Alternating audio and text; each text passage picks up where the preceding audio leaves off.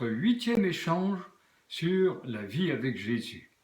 Oui, je vais reprendre un petit peu. La dernière fois, tu t'es trompé et tu as annoncé le 9e échange à la place du 7e. Alors aujourd'hui, nous sommes vraiment à la suite du 7e et nous sommes au 8e échange. Alléluia. Après avoir vu dans les précédents échanges que la vie avec Jésus commence par une nouvelle naissance, un changement de vie et l'écoute de la parole de Dieu, je crois qu'il serait bon de savoir maintenant ce qu'il advient du nouveau-né dans la foi, parce que comme tout petit enfant, comme tout bébé, et il est appelé à grandir. Oui, oui. Il est appelé à grandir et alors pour ça, il doit se nourrir. Mais évidemment. Et il trouve, s'il cherche sa nourriture dans la parole de Dieu, une nourriture spirituelle, il va pouvoir accomplir le projet que Dieu a pour lui. Grandir et devenir adulte. Se développer jusqu'à atteindre la stature parfaite de Christ. Et ça, c'est un drôle de programme. Mais en effet, ce projet reprend ce que l'Éternel avait demandé à son peuple déjà avec Moïse, « Soyez saints, car je suis saint », dit l'Éternel dans le Lévitique au chapitre 19 et au verset 2. Oui. Et Jésus lui-même l'a repris pour conclure son discours sur la montagne, au début de son ministère. Il dit « Soyez parfaits comme votre Père céleste est parfait ». C'est tellement impossible comme exigence de la part de Dieu pour des créatures qui sont vraiment loin de la perfection et de la sainteté. Oui. Alors comment comprendre ces mots sainteté, pureté, perfection? Alors, on va chercher ensemble. On va tenter d'expliquer. La sainteté dans la Bible, c'est Dieu qui met à part quelqu'un pour le servir et servir les autres. C'est un don de soi à Dieu pour manifester dans la vie que nous vivons, que manifester l'amour que Dieu a chacun pour chacune de ses créatures humaines. L'Éternel a donné dans sa parole le chemin pour vivre ce don. À Moïse, il a révélé au mont Sinaï 10 paroles. 10 paroles qui indiquaient aux humains, au peuple qui était réuni en bas, au peuple des appelés à servir l'Éternel, le mode de vie qu'il désirait pour son peuple. Et c'était dans une intention de les conserver en liberté, puisqu'il venait de les délivrer. Maintenant, il fallait qu'ils vivent avec cette liberté. Mais en plus, ce serait une vie où chacune et chacun trouverait sa place et pourrait s'épanouir dans des relations harmonieuses, autant avec Dieu, avec l'Éternel, qu'avec ses proches. Dieu, qui les avait libérés de l'esclavage, donc, comme nous rappelle Évelyne, leur proposait un moyen de rester libre de toute oppression physique, morale, spirituelle, et qu'ils soient en même temps heureux. C'était un beau message. Oui, et malheureusement, les hommes ont vu, au lieu d'y voir des promesses de bonheur et une expression de l'amour de Dieu pour eux, ils ont vu cela comme des ordres contraignants et ils ont essayé d'obéir, mais ils se sont vite aperçus qu'ils n'y arrivaient pas. Donc, ils ont culpabilisé et ils ont eu peur de Dieu et de la punition que Dieu pouvait leur infliger parce qu'ils oubliaient complètement que Dieu les aimait. Et Jésus, finalement, est venu pour montrer comment vivre libre et comment vivre en sainteté de vie. Lui qui n'a jamais péché, il a observé la loi sans péché, sans désobéir, et il l'a fait par amour pour son Père et pour les hommes avec qui il vivait. Et nous avons vu dans l'épisode numéro 4 précédemment comment Jésus a effacé nos fautes, nous a libérés de notre culpabilité.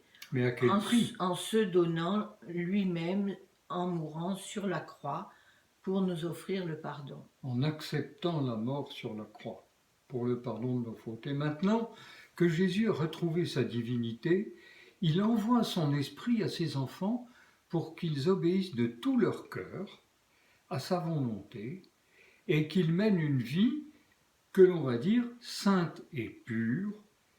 La loi n'est plus écrite que sur de la pierre, mais elle est gravée dans leur cœur, comme le prophète Jérémie l'avait prédit dans le livre de Jérémie au chapitre 31 et au verset 33. Et c'est maintenant avec amour que les enfants de Dieu vont se rappeler de lui, se souvenir de lui, et observer ce qu'il a recommandé sans se sentir contraint. Et voilà une image qui peut nous donner une idée de ce qui se passe. La loi qui était écrite sur la pierre avec Moïse, avec Jésus et son esprit, est écrite dans le cœur. Et maintenant, les hommes peuvent vivre sans avoir la culpabilité de désobéir et sans...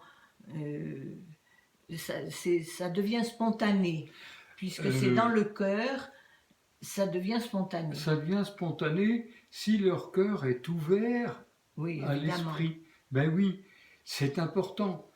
Avoir le cœur pur, comme le demande le prie David à Dieu dans le psaume 51 au verset 12, en se repentant du mal qu'il avait fait avec Bethsabée, c'est avoir un cœur non partagé.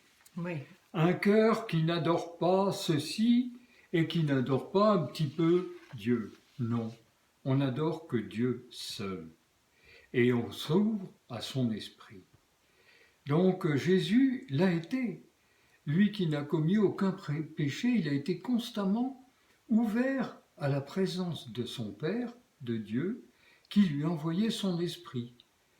C'est ne pas être partagé entre ma volonté égoïste et orgueilleuse et la volonté de Dieu qui nous aime et qui nous veut simplement du bien et qui nous veut nous voir heureux.